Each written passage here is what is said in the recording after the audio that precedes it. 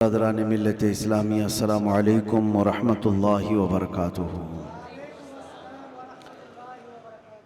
الحمدللہ الحنان المنان الذي خلق الانسان وعلمه البيان والصلاة والسلام على رسوله سید الانس والجان وعلى آلہ واصحابہ ذوی الخیر والاحسان، اما بعد فأعوذ باللہ من الشیطان الرجیم، بسم اللہ الرحمن الرحیم۔ یسألونک عن الروح قل الروح من امر ربی، صدق اللہ مولانا العظیم۔ بارگاہ رسالت مآب صلی اللہ تعالیٰ علیہ وسلم میں درود پاک کا ہدیہ پیش کریں۔ اللہم صل علی سیدنا محمد معدن الجود والکرم وآلہ واصحابہ الکرام وابنہ الکریم وبارک وسلم صلاة دائمة سرمدا ابدا۔ اللہ عز و جل نے انسان کو پیدا کیا ہے تو جسم اور روح دو ایسی چیزوں کے ساتھ رکھا ہے کہ دونوں کا ایک دوسرے کے لیے ہونا لازم ہے۔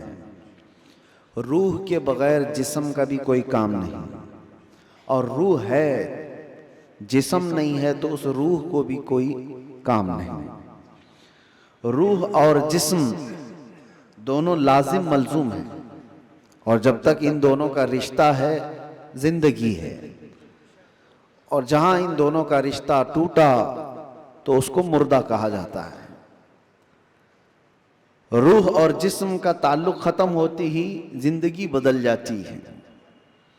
اب مسئلہ یہ ہے، روح اور جسموں میں افضل کون ہے، کون زیادہ اعلیٰ ہے؟ تو اب یہ دیکھا جاتا ہے کہ آپ یہ سمجھتے ہوں گے کہ صرف روح ہے اور جسم نہیں ہے، تو کیا مطلب ہے روح کا؟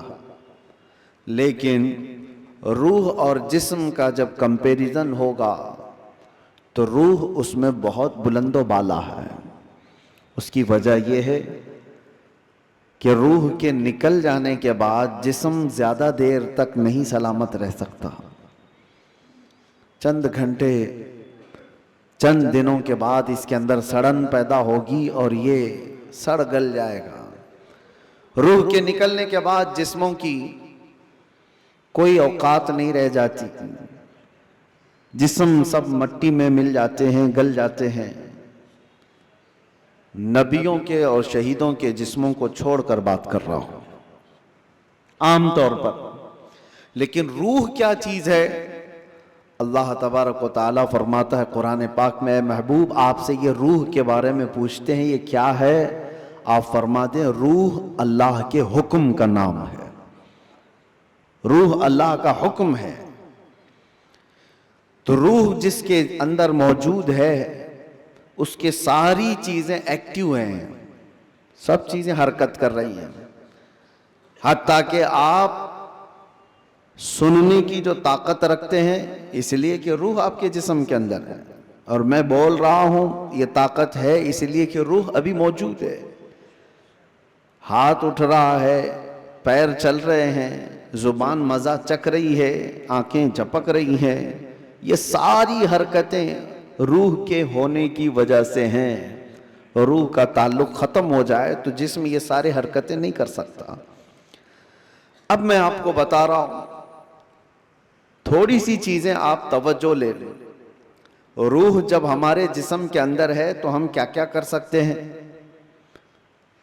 اور روح نکل جانے کے بعد کیا نہیں کر سکتے، یہ دماغ میں رکھیے آپ۔ ایک مردہ نہ ہاتھ اٹھا سکتا ہے، نہ پیر اٹھا سکتا ہے، نہ آنکھ کھول سکتا ہے، نہ زبان سے چکھ سکتا ہے، کچھ نہیں کر سکتا۔ لیکن روح ہونے کے وقت آپ بھی اور ہم بھی کیا کیا کر سکتے ہیں؟ ہم اپنا ہاتھ بھی اٹھا سکتے ہیں، پیر سے جہاں تک چاہے چل سکتے ہیں، بول سکتے ہیں، سن سکتے ہیں، دیکھ سکتے ہیں، سب ہے۔ روح ہونے کے وقت اتنا سب جو کر سکتے ہیں، یہ اتنا ہی نہیں بلکہ میں آپ کو بتا دیتا ہوں، اس روح کی اگر کوئی تربیت کرتا ہے تو یہ روح اس کو اتنی طاقت عطا کرتی، اتنی کہ وہ جو سامنے حرکتیں ہو رہی ہیں ہاتھ پیر ہلانے کی، یہ بڑھتے بڑھتے بڑھتے اتنی ہو جاتی ہے کہ اس کے لیمیٹیشن ہی نہیں ہے۔ روح اس کو اتنی طاقت پہنچاتی ہے کہ آج روح میرے اندر ہے، میں سامنے کی دیوار تک دیکھ رہا ہوں، اور روح طاقتور ہو جائے تو ہو سکتا ہے وہ مشرق میں بیٹھ کر مغرب کے حالات کو دیکھ رہا ہو، وہ شمال میں بیٹھ کر کے جنوب کے حالات دیکھ سکتا ہے۔ روح کی طاقت جب بڑھ جاتی ہے تو ہو سکتا ہے آج میرا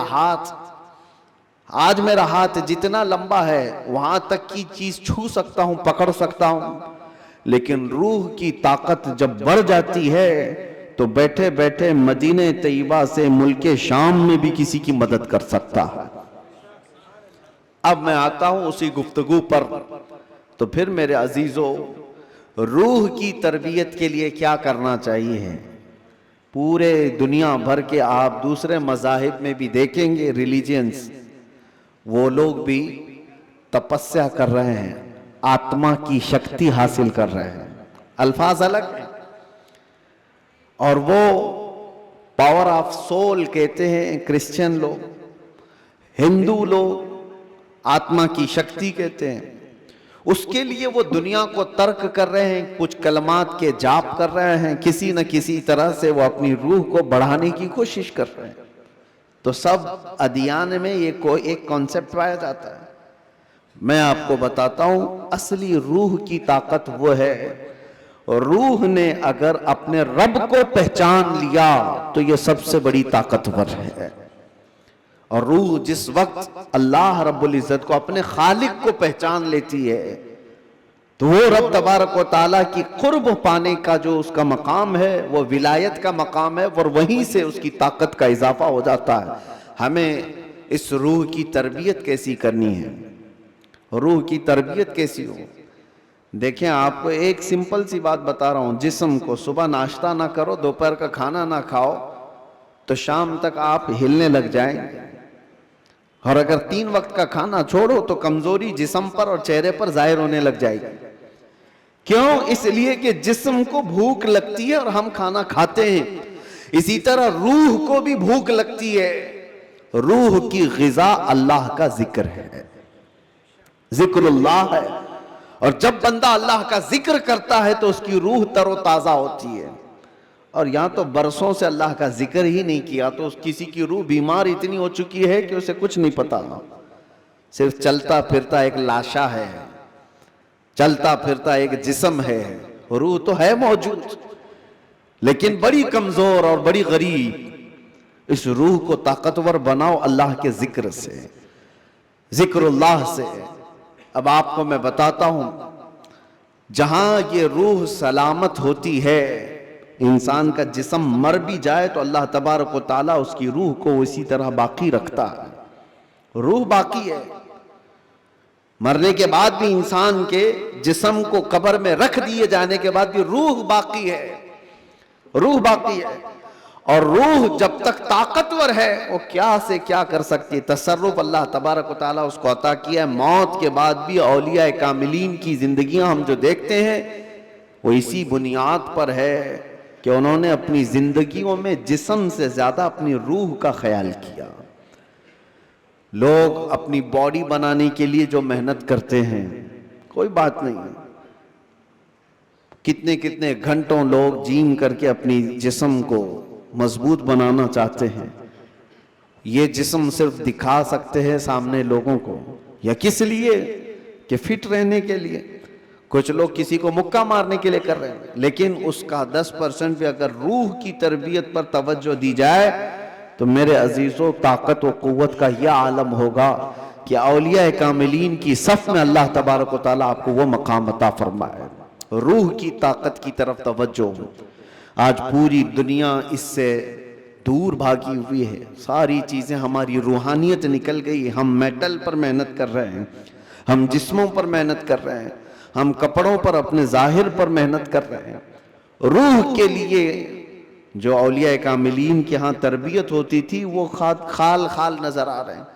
پہلے خانقاہوں میں جانتے ہیں آپ، ماررہ مطہرہ ہندوستان کی بہت بڑی خانقاہ ہے جہاں سے اعلیٰ حضرت بھی بیعت ہوئے تھے، امام اہل سنت مجدد دین و ملت جہاں سے بیعت ہوئے، وہ خانقاہ سادات کی آل رسول وہاں پر ہیں۔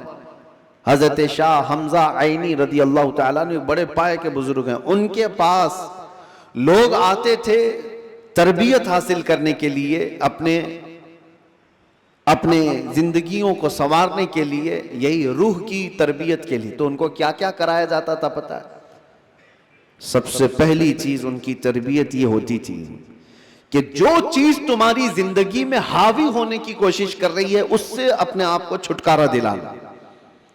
جو تمہارے اوپر حاوی ہو رہی ہے، چاہے وہ نیند ہو یا بھوک ہو یا کسی چیز کی چاہت ہو، اگر حاوی ہو رہی ہے، غالب ہو رہی ہے تو اس سے نجات حاصل کر لو، تب تمہاری روح پاورفل ہوگی، ورنہ تم غلام بن کر کے رہو گے، اپنی خواہشوں کے غلام بن کر کے رہو گے۔ ابھی من کیا بریانی کھانے کا، بھاگ کر چلے گئے، تم خواہش کے غلام ہو، تم ظاہری چیزوں کے غلام ہو، نیند تمہیں غلام بنا کر رکھی ہے، جب وہ آئی تو تم تو لمبے ہو گئے۔ تمہارا کنٹرول نیند پر نہیں، تمہارا کنٹرول بھوک پر نہیں، بلکہ وہ چیزیں تم پر کنٹرول رکھی ہوئی ہیں، تو سمجھ لو کہ تم کمزور آدمی ہو، تم کمزور ہو، تمہاری روح وہ طاقت نہیں رکھتی، تم مجبور ہو۔ اولیاء کاملین کو اس کے برعکس تربیت دی جاتی تھی، بھوک پر کنٹرول، خواہشات نفسانیہ پر کنٹرول اور نیند پر کنٹرول۔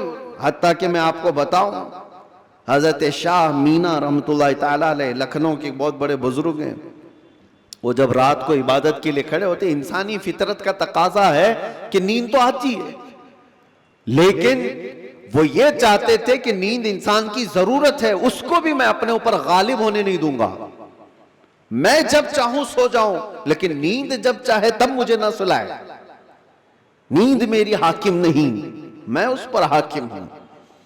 آپ نے کیا کیا جانتے ہیں؟ رات کو عبادت کے لیے روزانہ کھڑے ہو جاتے تھے، ایک دن ایسا ہوا کہ جھپکی آ گئی اور گر گئے۔ اس کا ان کو اتنا افسوس ہوا کہ عبادت میں نیند نے مجھے اپنا غلام بنا دیا، اللہ رب العزت کی عبادت سے مجھے نیند نے دھوکہ ایسا دے دیا کہ میں گر گیا، اس کا غلام ہو گیا۔ اس کے بعد سے رات کو جب کھڑے ہوتے تھے تو نمک میں سلائی ڈال کر اپنی آنکھوں پہ سرما لگاتے تھے، نمک کا سرما لگاتے۔ عام سی بات نہیں، سننے میں آپ کو آسان لگ رہا ہو، نمک کے 2 تنکے بھی اگر آنکھ میں چلے جائیں تو کیا حالت کرتے ہیں، لیکن حضرت شاہ مینا فرماتے ہیں کہ نمک کو پوری طور پر آنکھوں پہ لگاتے تو ان کی آنکھوں سے خون جاری ہو جاتا تھا۔ لوگ کہتے بھی تھے کہ آنکھیں سرخ ہو کر خون بہاتی تھی۔ آپ سے کہا جاتا کہ آپ اس طرح سے آنکھوں کو سختی کر رہے ہیں، آپ کہتے ان آنکھوں کی وہی سزا ہے جو مجھے میرے رب سے دور کر رہی ہو، نیند کا غلبہ مجھے لا کر کے اپنا غلام بناتی ہوں۔ خواہشات کے لیے بھی انہوں نے ایسا ہی کیا ہے، اپنے خواہشات پر کنٹرول جب تک آدمی نہیں کرتا اس کی روح طاقتور نہیں ہے، اس کی روح کوئی طاقت نہیں رکھتی، وہ کمزور آدمی ہے۔ اسی لیے میرے عزیزوں، میں جو بات کر رہا تھا، حضرت شاہ حمزہ عینی، ان کے ہاں جو لوگ آتے تھے، کچھ تو پنڈت بھی آتے تھے، جوگی بھی آتے تھے تپسیا کرنے کے لیے کہ صوفی سنت ہیں، ان کے ہاں جو تربیت ہوتی ہے وہ بہت اعلیٰ درجے کی ہوتی ہے۔ آپ یہ کہتے تھے کہ انسان سب سے زیادہ کن چیزوں کا محتاج ہے؟ کھانے کا، پینے کا، سونے کا، یہی سب چیزیں نا، اس پر تو وہ کنٹرول کرا ہی دیتے تھے۔ کوئی ایسا ان کے پاس مجاہد ہوتا، ریاضت کرنے والا، کہ 3 دن 4 دن تک بغیر کھائے پیے عبادت میں مصروف رہتے، کچھ بھی نہیں۔ اور یہ پاسبل ہے کیونکہ اللہ نے انسان کی باڈی کو فلیکسیبل بنایا ہے، اس کو جیسا بندہ ڈھالتا ہے ویسا جسم بنتا ہے، کوئی چیز امپاسبل نہیں ہے۔ بزرگوں نے یہ تربیت کیا۔ اب ایک مقام ایسا آیا کہ کھانے پینے کی بات تو چھوڑو، یہ جو محتاجی ہے، جو بھوک لگتی ہے، اس سے تو انہوں نے کنارہ کر لیا۔ ایک شاگرد نے ان سے کہا کہ حضور، کھانے سے تو ہم محتاج نہیں ہیں، جب ہم چاہیں گے کھا لیں گے، بھوک ہم کو غلام نہیں بنا رہی، یاد، پیاس بھی ہم کو غلام نہیں بنا سکتی، لیکن یہ جو سانس لیتے ہیں اس کے تو ہم محتاج ہیں۔ सांसों के बगैर तो रह नहीं सकते। आपने फरमाया मैं वो भी तरबियत तुम्हें करा दूंगा, उसकी भी तरबियत करा दूंगा। तो हबसे नफ्स औलिया कामिलीन के यहाँ, मैं तसव्वुफ की बात कर रहा हूं, एक तरबियत ये भी है उनके यहाँ हबसे नफ्स। हबसे नफ्स या हबसे दम जिसको कहा जाता है, क्या है? उनको सांस रोकने की तरबियत दी जाती थी। सांस रोक लो अपनी, आप अपनी नाक और मुंह बंद करके देखो कितनी देर रोक सकते हो, शायद 1 मिनट, क्योंकि आदत नहीं है। 1 मिनट से ज्यादा अपने नाक और मुंह को पकड़ नहीं सकते। लेकिन तरबियत के बाद माररा मुतहरा की तारीख में है, हजरत शाह हमजा आइनी की बारगाह में जो तरबियत पाते थे, उनको सांस रोकने की जो तरबियत दी जाती थी, फजर के बाद वो सांस को रोकते थे तो जोहर तक लेकर जाते थे, जोहर तक। लोगों को ऐसा लग रहा होगा कि उड़ती हुई बातें हैं, नहीं मेरे अजीजों, जब बंदा अपने जिस्म को ढालता है किसी चीज में तो अल्लाह तबारक व तआला हर चीज उसके लिए मुमकिन बना देता। और हमने दुनिया में अपने जिस्मों को आजाद कर रखा है, सारी दुनिया इस जिस्म पर राज करती है, ख्वाहिशात हम पर हुक्म करते हैं, हम इन पर कंट्रोल नहीं पा रहे। आज जरूरत इसी बात की है कि हम जिन चीजों के एडिक्ट होते जा रहे हैं उन चीजों को अपनी जिंदगी से दूर करते जाएं। कोई ख्वाहिशात ऐसी हैं जो मेरे ऊपर हावी हो रही हों, उन ख्वाहिशात से अपने दामन को छुड़ाने की कोशिश करें। और यही तरबियत बारगाह मुस्तफ़ा सल्लल्लाहु अलैहि वसल्लम की थी। एक बात मैं आपको बताता हूं, मजबूरी के आलम में भी औलिया कामिलीन ने अपने आप को दुनिया के हवाले नहीं किया, दुनिया के हवाले नहीं किया, वो बचने की हर मुमकिन कोशिश करते रहे। एक बुजुर्ग के मुतालिक हमने पढ़ा है, हजरत मुश्की रहमतुल्लाह अलैह, इराक के एक बुजुर्ग, लेकिन वो जवान शख्स, मुश्की गालिबन अब्दुल्लाह कुछ नाम था, बहुत खूबसूरत, देखने में बिल्कुल हैंडसम नौजवान, एक कपड़े की दुकान पर काम करते थे। शहर की एक अमीर औरत कपड़ा खरीदने आई और वो अय्याश औरत थी, उसने लड़के को देखा, नौजवान को, उस पर फरेफ्ता हो गई। बहाने से कपड़े की बहुत बड़ी थान खरीदा और उसके बाद उस नौजवान से कहा क्या तुम मेरे महल तक पहुंचाओगे, मैं उसकी उजरत दूंगा। भोला भाला नौजवान कपड़े उठा लिया और चल पड़ा। उस खातून के घर जब पहुंचे तो उसने कपड़े की वो थान अंदर रखवाई और कमरे में उसे बुलाकर दरवाजे बंद कर दिए। और उसके बाद उस नौजवान से कहा कि तू अब आजाद नहीं है, तू मेरे पास कैद है, मैं तुझे यहां पर इस बहाने से ले आई हूं, तुझे जो चाहिए वो मैं दे दूंगी, माल दौलत जो भी है, लेकिन मेरी ख्वाहिशात पूरी कर दे। वो कांपने लग गए। अल्लाह का खौफ, अल्लाह का डर, जिसकी रूह मजबूत और ताकतवर होती है, हर मुसीबत से उसको किसी न किसी तरह बचा लेती है, अल्लाह का फजल होता है। उस नौजवान ने कहा यह हरगिज मैं नहीं कर सकता, मैं नहीं कर सकता। उस खातून ने कहा तो फिर तुम यहां से बच के भी नहीं जा सकते, किसी हालत में तुम बच के भी नहीं जा सकते, और ना किसी को पता है कि तुम यहां अंदर हो। कल को मैं ये इल्जाम भी लगा सकती हूं कि तुमने मेरी इज्जत को तार तार किया है और तुम्हें मैं फांसी की सजा भी दिला सकती हूं। उस नौजवान की मजबूरी देखें कि खातून ने ऐसे उसके ऊपर हावी होने की कोशिश की कि किसी भी तरह से उसको गुनाह की सरजमीन पर धकेल दे। लेकिन ये नौजवान है, अचानक न जाने दिलो दिमाग में क्या ख्याल आया, कहा कि ठीक है मुझे इस्तिंजा करना है, तहारत, टॉयलेट जाना है। उसने कहा यहीं अंदर ही है, अंदर तुम फारिग हो जाओ। तो वो तहारत खाने में गया। नौजवान कुछ नहीं देखा, वहां की गलाजत उठा करके अपने चेहरे पर, अपने जिस्म पर सब लगा लिया और बाहर आया उस खातून के पास। उस औरत ने देखा कि बदबू और ये गलाजत ये जिस्म पर, वो चीख मारकर दरवाजे खोलती है कि कोई पागल आया, इसको घर से निकालो, जल्दी यहां से निकालो इसको। तो सारे लोगों ने पकड़ करके इनको निकाल दिया कि पागल नौजवान घर के अंदर कैसे घुस आया। इनको इसकी नहीं पड़ी थी कि मुझे लोग पागल कहें, लोग मेरी बदबू को देखें, लोग मुझे गलाजत मला हुआ शख्स कहें, कुछ फिक्र नहीं थी। وہ نوجوان وہاں سے نکلا اور راستے میں ایک کنویں میں جا کر اس نے غسل کیا. روایت میں موجود ہے اس کے بعد سے ہر دن ان کے جسم سے مشک کی خوشبو آتی تھی. اللہ تبارک و تعالیٰ کے لیے جب بندہ اپنے جسم کو بچا لیتا ہے تو رب تبارک و تعالیٰ اس کو ہمیشہ کے لیے محفوظ کر دیتا ہے یا خوشبودار کر دیتا ہے.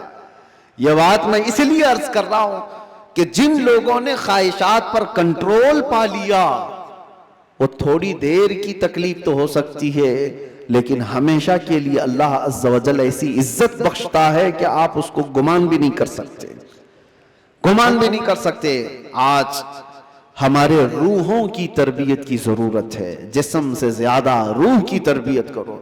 اور جس کی روح غلیظ ہو گئی ہے اس روح کا لوگوں کے درمیان رہنا ایک مردے کی طرح ہے، مردے کی طرح ہے. اسی لیے میں نے دیکھا ہے تاریخ میں، آپ کو پتا ہے حضرت صابر کلیری رحمۃ اللہ تعالی علیہ کے متعلق آپ نے سنا ہوگا کہ آپ سے آپ کے مرید نے پوچھا تھا کہ فنا اور بقا کیا چیز ہے، تو آپ نے فرمایا تھا کہ میں تم کو بعد میں بتاؤں گا. فنا اور بقا، فنا کا مطلب ختم ہو گیا، بقا کا مطلب باقی رہنے والا.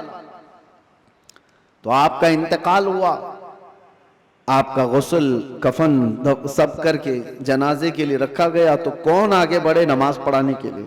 صفیں لگی ہوئی تھی، ہزاروں کی تعداد میں لوگ موجود تھے. ایک گھوڑ سوار آئے، چہرے پر کپڑا پڑا تھا، سیدھے وہ امامت کے آگے بڑھ گئے، نماز پڑھا لیا. سارے لوگ ان کے پیچھے نماز بھی پڑھ لی، کسی نے پوچھا نہیں. اور وہ آئے ہوئے بزرگ نماز جنازہ پڑھا کر نکل رہے تھے تو ان کے وہ مرید خاص جو صابر کلیری کے تھے انہوں نے ان کو پکڑا اور پوچھا آپ کون ہیں؟ ہمارے پیر و مرشد کی نماز جنازہ پڑھانے والے آپ کون ہیں؟ اچانک آئے اور پڑھا کر جا رہے ہیں. کپڑا انہوں نے چہرے سے ہٹایا تو وہ صابر کلیری ہی تھے، صابر علاء الدین کلیری. ہو سکتا ہے آج کے ماڈرن زمانے میں لوگ اس کو کہانی سے تعبیر دیں. آپ نے فرمایا تم نے مجھ سے سوال کیا تھا نا فنا اور بقا کیا چیز ہے، وہ جنازے میں جو ہے وہ فنا ہے اور یہ تیرے سامنے ہے یہ بقا. جس نے روح کی تربیت کی اپنی زندگی میں اللہ تعالیٰ موت کے بعد بھی اسے تصرف عطا کرتا ہے، اسے تصرف عطا کرتا ہے. صحیح روایات میں موجود ہے کہ جس نے اپنی روح کو اللہ اور اس کے رسول کے حوالے کیا اللہ اس کی جسم کی بھی حفاظت کرتا ہے، صرف روح کی نہیں جسم کی بھی. شہداء احد کے بارے میں دیکھیں، شہداء بدر کے بارے میں کہ ان کے جسم بھی نہیں سڑے گلے، قبروں میں برسوں تک اسی طرح سے رہے. 1935 میں عراق میں بغداد کے دریائے دجلہ کے کنارے دو صحابہ کی قبریں تھیں، حضرت حذیفہ بن یمان، حضرت عبداللہ بن جابر. ان کی قبروں میں پانی بھر گیا تھا تو قبریں کھولی گئی تھی. 1935 کی بات کر رہا ہوں. تقریباً 1300 سال کے بعد ان کی قبریں کھولی گئیں تو دونوں صحابی جسموں کے ساتھ صحیح سلامت آرام کر رہے تھے.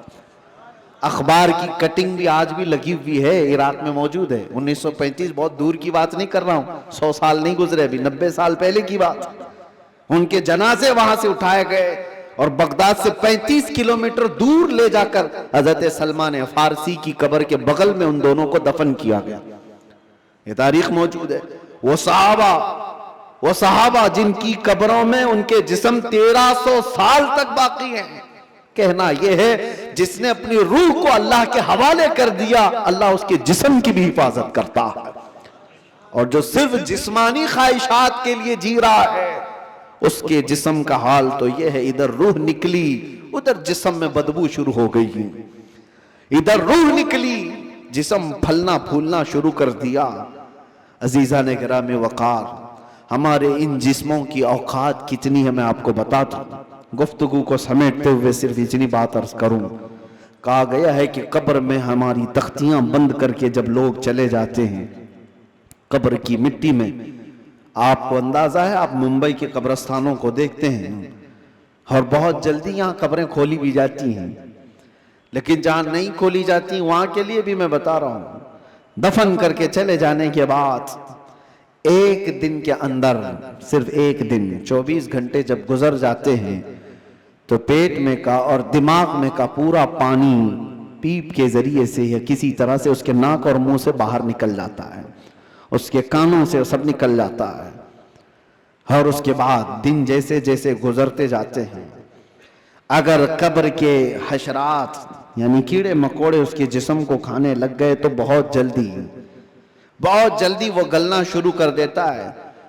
3 دن کے اندر پیٹ پھٹ جاتا ہے، اور پیٹ کے پھٹ جانے کے بعد جو تعفن نکلتا ہے اس کی چیزیں سب اس کی باہر ہو جاتی ہیں، اور اس کے بعد 9 دن گزر جاتے ہیں یا 10 دن گزر جاتے ہیں تو جسم کی ساری چمڑی پک جاتی ہے، پوری چمڑی، چاہے اس کو جتنی بھی حفاظت سے رکھا جائے، روح نے ساتھ چھوڑ دیا ہے تو اب جسم ترتیب وار ایک ایک چیزیں اس کی ختم ہوتی چلی جاتی ہیں۔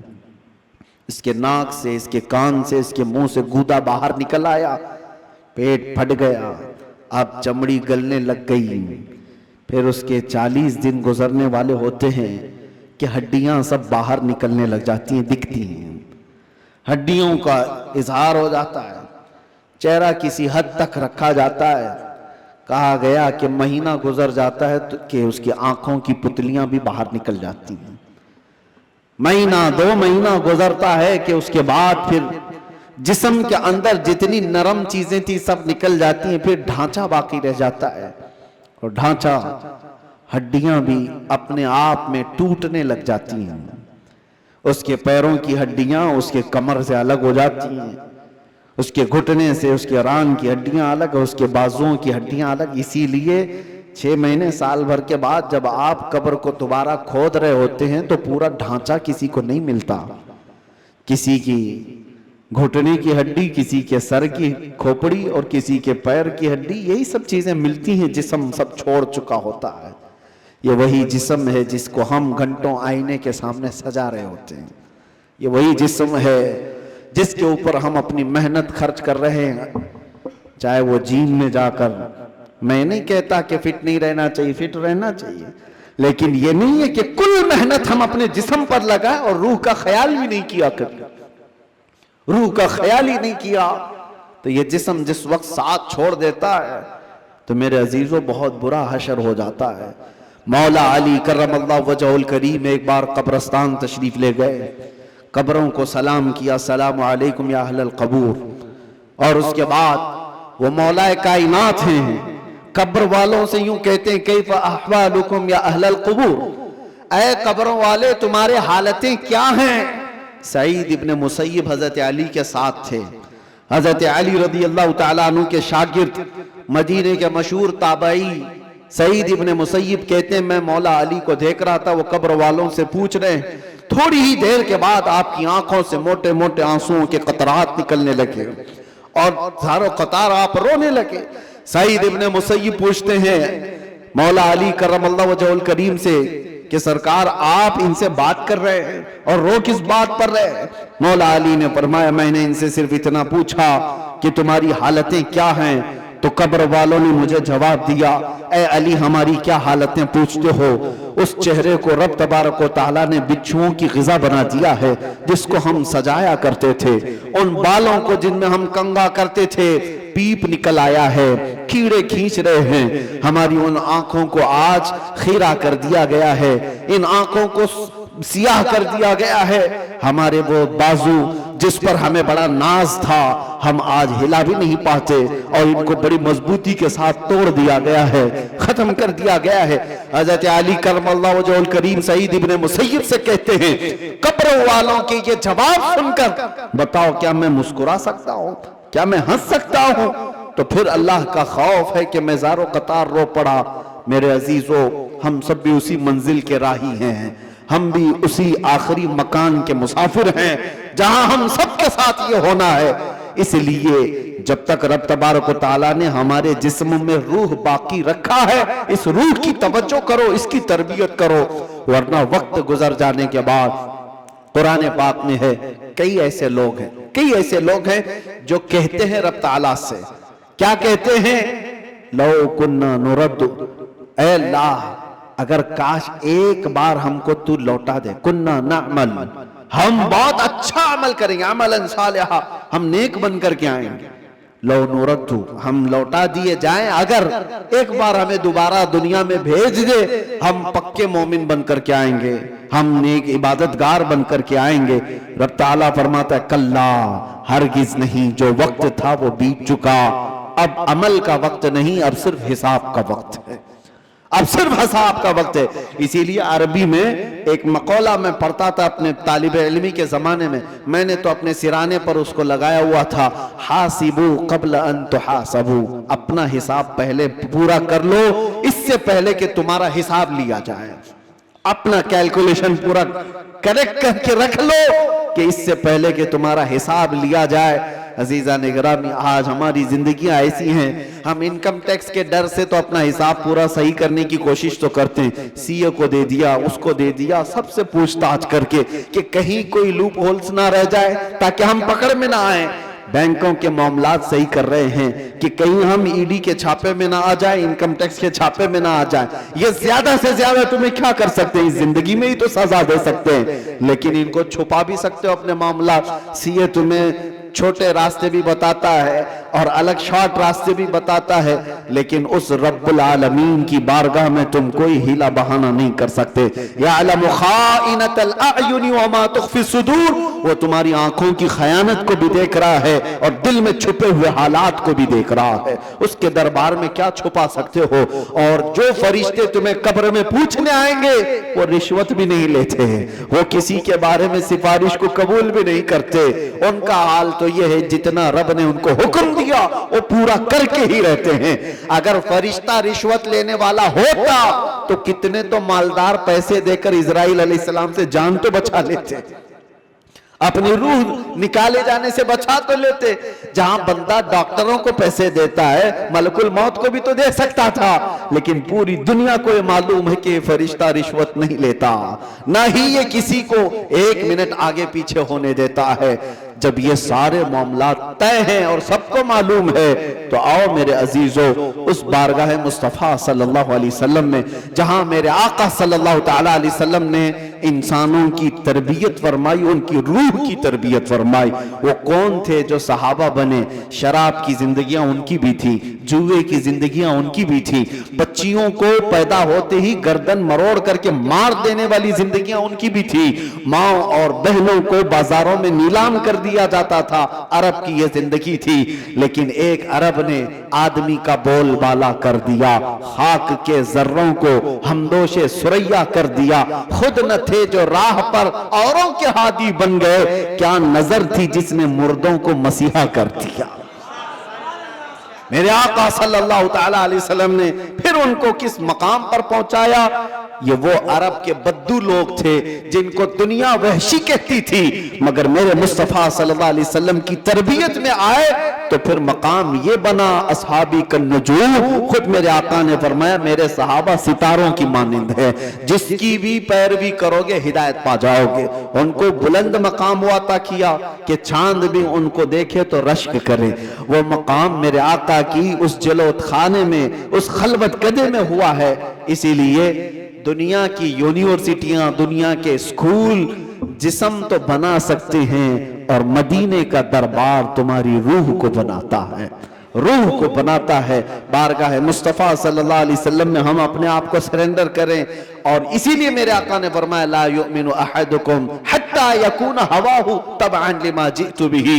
اس وقت تک تم میں سے کوئی بھی مومن نہیں ہو سکتا جب تک اپنی خواہشات کو میری مرضی کے مطابق نہ بناتے. جب تک آپ اپنی خواہشات کو رسول اللہ کی مرضی کے مطابق نہیں کرتے تب تک تو پکے مومن بھی نہیں ہیں. اسی لیے آج یہ عہد کرو کہ ہمارا جینا مرنا حضور کی مرضی کے مطابق ہوگا. حضور پاک کی مرضی کے مطابق ہو تو پھر روح بھی طاقتور ہوگی. اسی لیے میرے مرشد نے کہا زندگی یہ نہیں کسی کی کسی کے لیے، زندگی ہے نبی کی نبی کے لیے. ارے نہ سمجھ مرتے ہیں زندگی کے لیے، جینا مرنا ہے سب کچھ نبی کے لیے. یا رسول اللہ دہن میں زبان تمہارے لیے، بدن میں ہے جان تمہارے لیے، ہم آئے یہاں تمہارے لیے اور اٹھے بھی وہاں تمہارے لیے. جب بندے کا یہ عقیدہ بن جائے تو پھر دیکھو اس کی زندگی میں انقلاب کیسے آتا ہے۔ رب تبارک و تعالی ہم سب کو ہمارے کمزور جسموں سے نجات عطا کر مضبوط روحانی طاقت عطا فرمائے۔ مولا کریم ہماری آنکھوں میں نور مصطفیٰ عطا فرمائے، ہمارے دل کو وسوسوں سے محفوظ فرمائے، ہمارے بازوؤں میں قوت حیدری عطا فرمائے۔ مولا کریم اس پوری امت کو اصلاح کی توفیق عطا فرمائے۔ رب العالمین ہمارے درمیان صلاح الدین پیدا فرما، ہمارے درمیان خالد ابن ولید کے نقش قدم پر چلنے والا جوان عطا فرما، صحابہ کا سچا شیدائی عطا فرما، غوث و خواجہ کا غلام ہمارے خاندانوں میں عطا فرما۔ رب العالمین ہماری جمعہ کو قبول فرما، حاضرین کے سجدوں میں لذتیں عطا فرما۔ وآخر دعوانا ان الحمدللہ رب العالمین۔ السلام علیکم۔